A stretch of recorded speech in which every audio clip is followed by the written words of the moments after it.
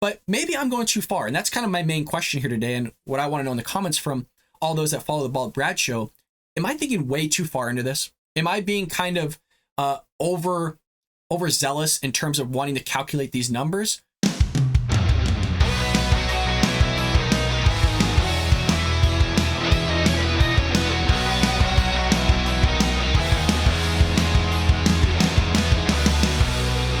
Welcome to the Bald Brad Show. Our story here is regarding Harvard wanting to pay out $100 million in reparations. Now, as always, folks, if you want to support us here at the Bald Brad Show or support a conservative, make sure you hit that like and subscribe button. Share this link with your friends and family all over social media. With that being said, this one comes from our friends over at Blaze TV, and they say here, Harvard president formed a committee in 2019 to study the role of slavery in Harvard's history. On Tuesday, the committee published its long-awaited report.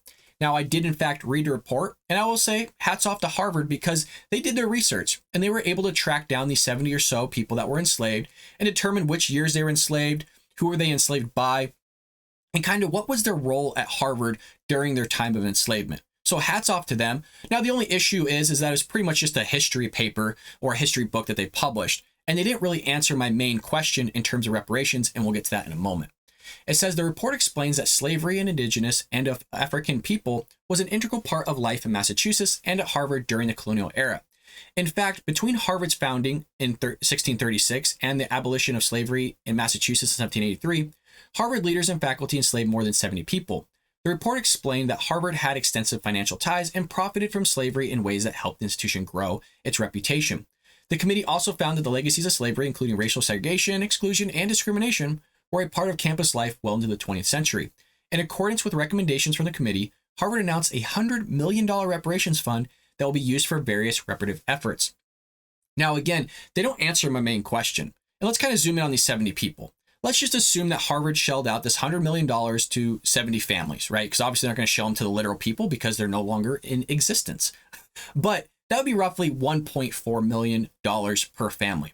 Now, again, they were able to track these people. They were able to track which years they were enslaved and all of those things, which is great. And I think that's awesome. But here's my main question. This is my main question in terms of reparations. How do you come to the calculation of a $100 million fund? This is always my question. What are all the variables? Again, how did you come to this conclusion? What formulas did you use? But they never are able to answer this. They don't include it in their report. They don't include it in their studies. When the Democrats talk about doing this, they don't ever include that formula. When you have Chicago talking about paying reparations as well, or paying off people's houses or their student loans and all these things, they never come to the actual formula. They never ask these types of questions. Well, what are the variables? How long was this person enslaved for? For what years? How did they actually impact the institution? How did they impact Harvard in growing its reputation and its institution? Can we actually determine that in quantitative numbers? And then how do we extrapolate that through the history in which they were enslaved and then their family members and how their family members forked their tree? All these types of questions. And mind you, these are hard questions to answer. But if you're going to just throw out $100 million like it's nothing, should these be questions that are answered? And we'll get into the injustices and why I think these questions should be answered in a moment. Well, it says here, while Harvard does not bear exclusive responsibility for these injustices, and I agree with that, and while many members of our committee have worked hard to counteract them, and I'm sure they have, Harvard benefited from and in some ways perpetuated practices that were profoundly immoral. And I think we would all agree, folks, that enslavement or slavery, discrimination, all that stuff is immoral. I think we're all on the same page with that. Consequently, I believe we bear a moral responsibility to do what we can to address the persistent corrosive effects of those historical practices on individuals, on Harvard, and our society. I recognize that this is a significant commitment, and for good reason. Slavery and its legacy have been a part of American life for more than 400 years. The work of further redressing its persistent effects will require our sustained and ambitious efforts for years to come.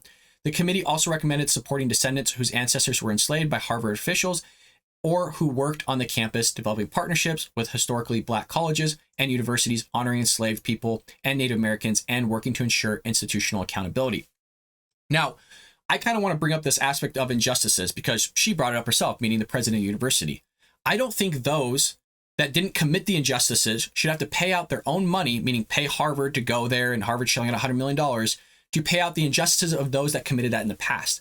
And we see this all the time with not just institutions like Harvard, these left-leaning institutions, but we see this with the Democrat Party. Just throw out willy-nilly a number and, we'll pay it out. Why? Because they're not the ones technically paying for it. It's somebody else paying for it. It's somebody else's money that they worked hard for. And that's why I think we should be focusing on these variables. And again, if we're going to come up with a number like $100 million or $100,000 or pay off student loans, if it's somebody else's money, then I think we should take seriously how we're actually calculating this. Because again, it's somebody else's money. And if you can come up with a financially literate explanation of how you came up with these numbers, how much each family's going to get paid and why each family member is going to get paid that amount. Were they enslaved longer? Did they actually help Harvard profit in the way that you're saying that they did, and actually show that in monetary ways of how you calculated that? I think these types of conversations are important, but whenever you have these types of conversations, one, you never get an answer. Hell, I've never gotten an answer by any sort of leftist, any sort of Democrat ever. But two, you're also looked at as a bigot and a racist and all these things. But maybe I'm going too far, and that's kind of my main question here today, and what I want to know in the comments from all those that follow the Bald Brad Show. Am I thinking way too far into this? Am I being kind of overzealous in terms of wanting to calculate these numbers? Or should we just kind of throw out a number like $100 million or $200,000 or $100,000, go, hey, just pay off these people if you're able to track them? So that's my question for all of you, because I've been asking this type of question for over 10 years. I haven't been able to find a study or report that's able to track these variables and determine a formula and kind of see how much individual families should get getting paid. And is it morally wrong to pay all family members that were enslaved the same amount of money? Because maybe your family member was enslaved longer, maybe did harsher work at Harvard or through some plantation or something. Maybe they actually deserve to get paid more for what they did compared to somebody else that was maybe doing some different type of work. Or are we just treating all slaves the same? Or how does that work? Because isn't there discrimination within that as well? And why are they just so hyper-focused on, say, African Americans or Indigenous people? Couldn't there have been, say, somebody else that was possibly enslaved? Because in the report, there were certain artifacts that were found that they couldn't determine if for sure that person was a slave or not. And are they just going to pay out those people as well? These are all questions that aren't really answered in the study, but I think that they should be answered to all of us, especially the students at Harvard.